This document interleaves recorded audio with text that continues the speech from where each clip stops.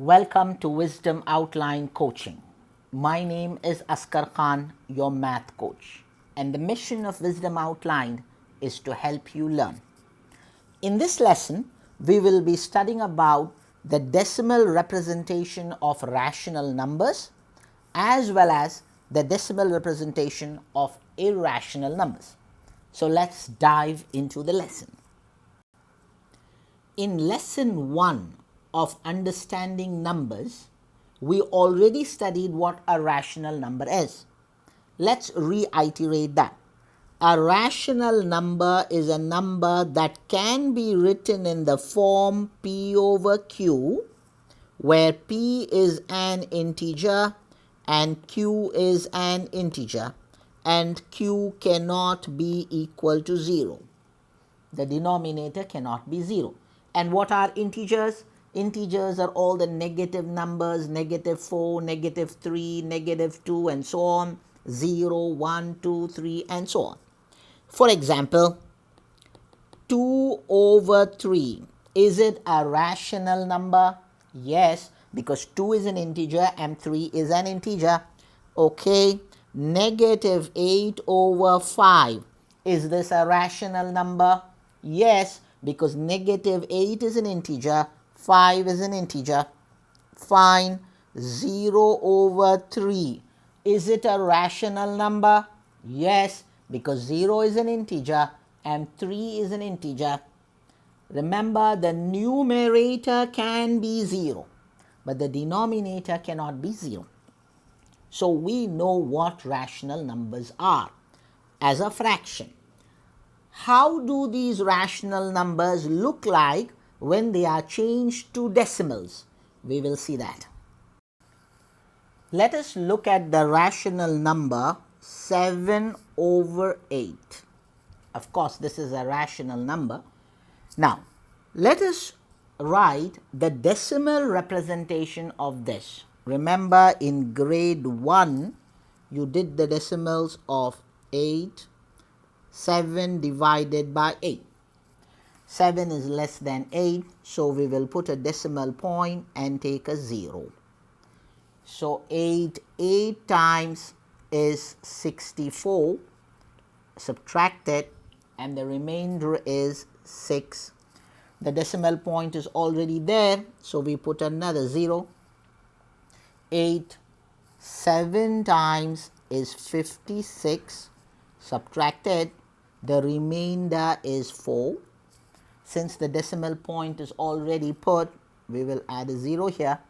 5 times is 40, subtracted, the remainder is 0. And what is the quotient?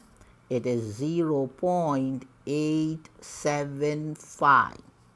Do you observe that the decimal representation of a rational number is terminating, meaning it is stopping after a certain point, and the remainder happens to be 0. So when the remainder is 0, the quotient has a terminating decimal. You get this point? Fine. Now let us look at another rational number. Let us look at the rational number 10 divided by 3. And let's do our grade 1 division and see what do we observe. 10 is divided by 3. 3 times is 9, subtracted, the remainder is 1. Let's put a decimal point, take a 0. 3 times is 9, subtracted, the remainder is 1. Since the decimal point is already there, we put a 0 here. 3 times is 9, subtracted, we get 1. Do you observe something? The remainder is repeating itself. The decimal point is there, we put a 0. 3 times is 9, subtracted, and so on. So when the remainder is not 0 and the remainder is repeating, the quotient has a decimal that is non-terminating. It is not stopping, but repeating digit. We write this repeating digit as 3 point. Since 3 is repeating itself, we will put a small dash above that 3, indicating that this digit is repeating itself. So now we also understand that a rational number can have a decimal representation where the decimal goes on and on and on, that is non-terminating but repeating digit. Fine. So let's look at another rational number.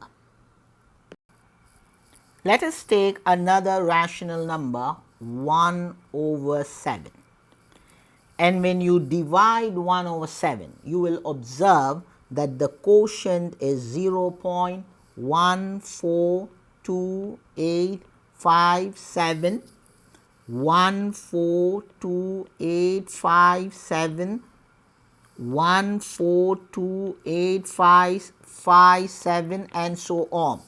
So again, the decimal is non-repeating and a set of digits are repeating itself, non-terminating, and the set of digits are repeating itself.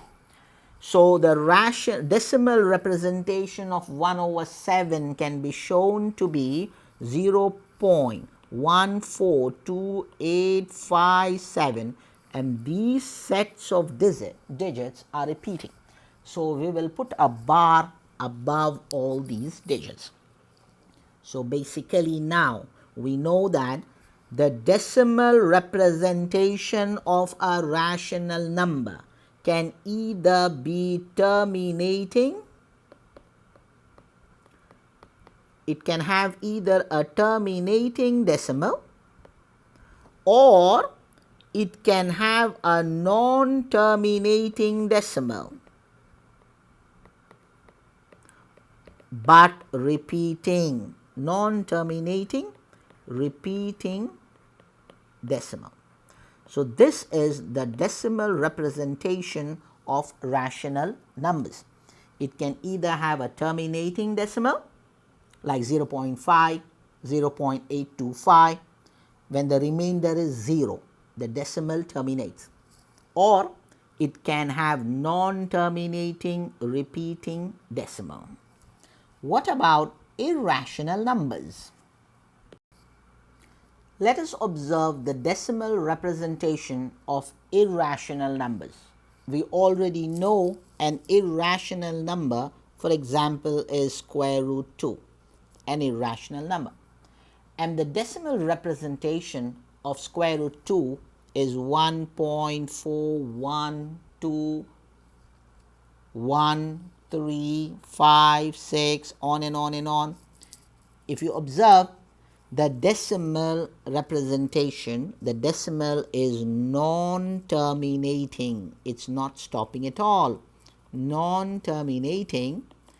And also if you observe, the digits in the decimal place is non-repeating. Non-terminating, non-repeating. Therefore, looking at the decimal number itself, we can say whether the number is a rational number or an irrational number. Let's take another example of an irrational number, pi. The decimal value of pi is basically 3.1415926, on and on and on. So again, the decimal is non-terminating and non-repeating. So such a number is an irrational number. Okay, let's have a quick quiz. Tell me whether 0.853 rational or irrational. It is a rational number. Why? Because the decimal is terminating. Good. Next. 8.5321, 5321, and 5321 is repeating. Rational or irrational? Rational. It can be written as 8.5321. Since it's repeating, we put a bar above it. Okay, great. Look at this number carefully and tell me whether this is rational or irrational. 1.01, 001, 0001110100123, and on. Is the decimal non-terminating? Yes. Are the decimal digits repeating? No. So this is non-terminating, non-repeating. Therefore, it is an irrational number. Got this now? Looking at the decimal representation, you can quickly tell whether the number is rational or irrational. So I hope you understood the decimal representations of rational numbers and irrational numbers. Stay tuned for more video lessons on this. And if you're looking for math coaching classes, you can contact me on WhatsApp at the number given in the description below. And subscribe to this channel, Wisdom Outlined Coaching. And do share this video with your friends and relatives. Thank you.